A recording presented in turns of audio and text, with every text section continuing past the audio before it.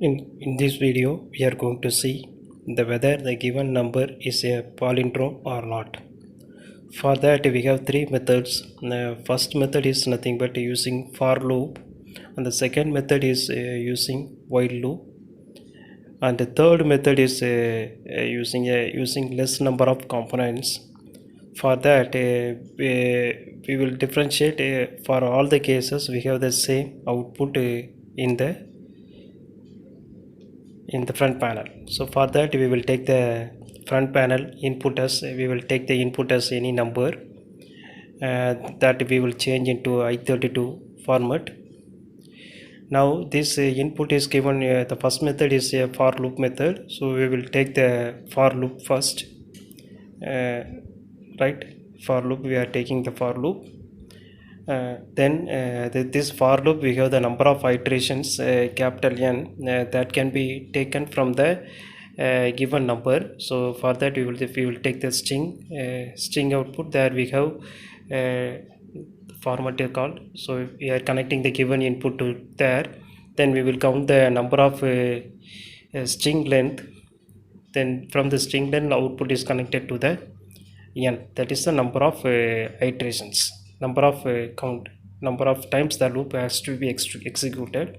Then we will connect the shift register to the for loop. For the shift register, we are connecting as the given number as the input. Then we will take the remainder and quotient input. For that remainder and quotient, we are directly connected to the given number. So why we are doing all those things is to convert the given number into the array. For that, we have the process like this. The remainder is connected to the tunnel of the for loop. So it is there we have the indexing value as the indexing value.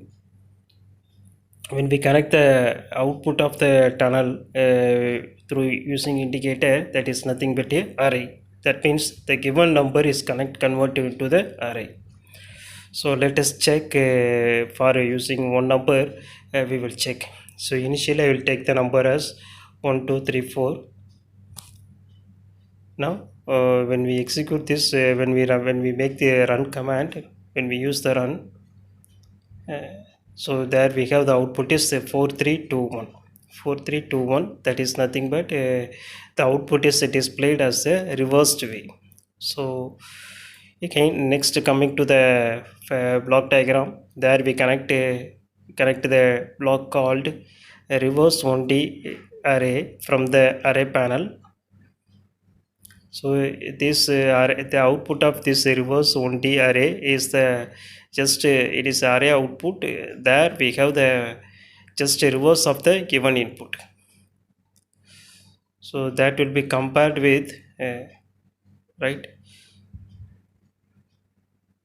here. That will be compared with using a comparator or equal sign. For the equal sign, we have one input is the reverse 1D array. The second input is the from the loop.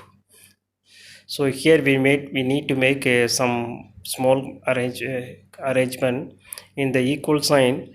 There we have the term called we have called we will make this modification in the front in the equal sign. Right now we need to connect the selector switch from the comparison numeric palette. Selector switch. Then the selector switch input is the equal sign output, that is a boolean output.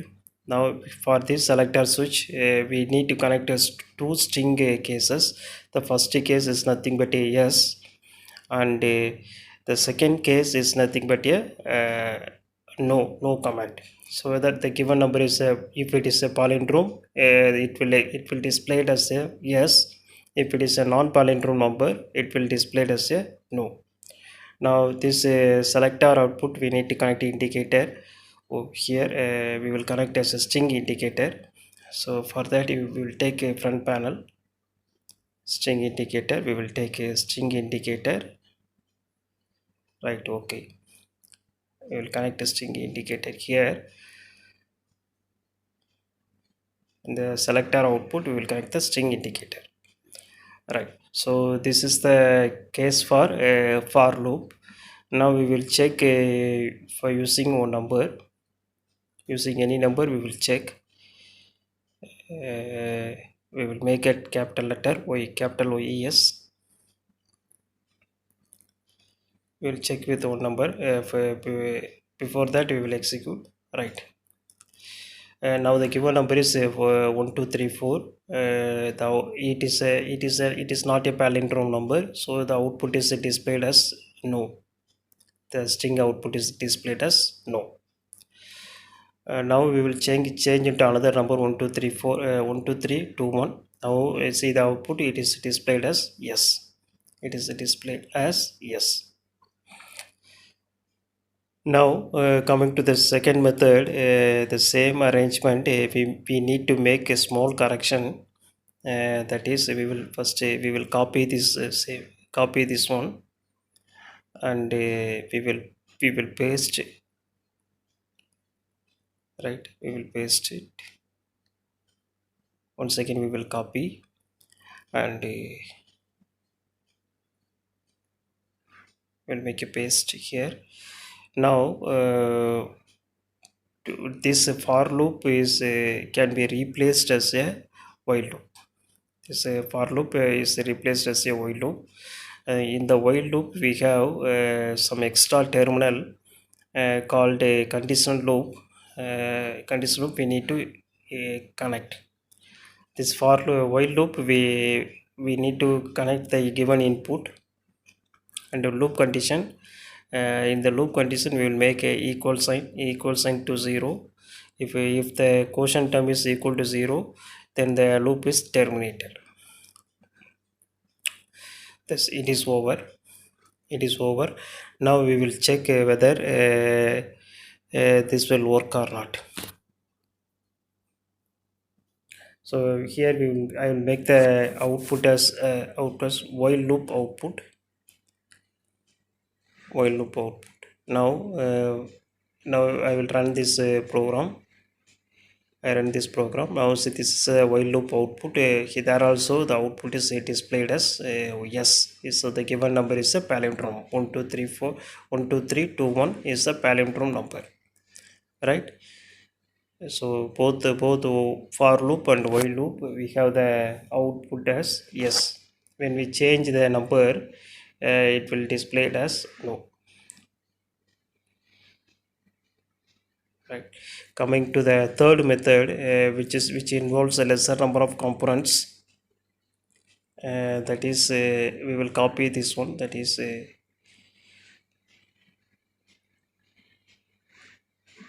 right. Number two string, number two decimal string.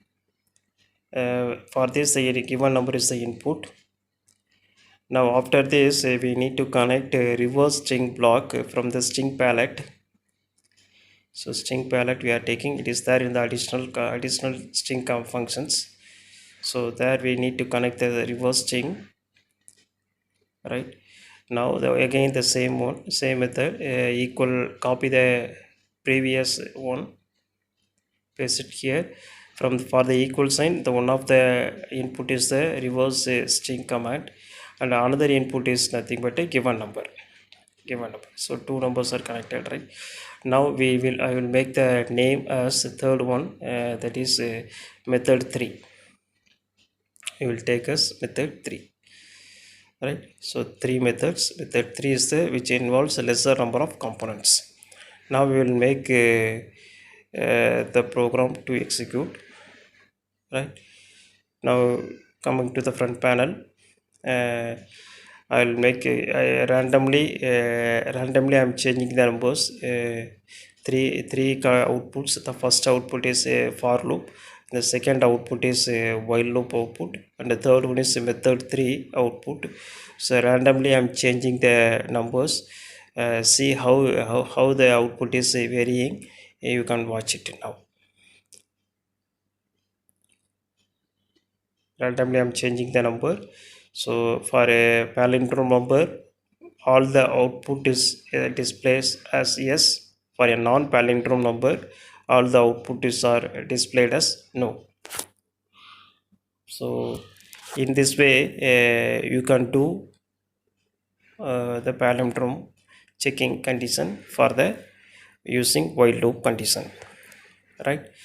So three methods. So the first method is using for loop, and the second method using while loop, and the third method is which involves a lesser number of components. So thank you all.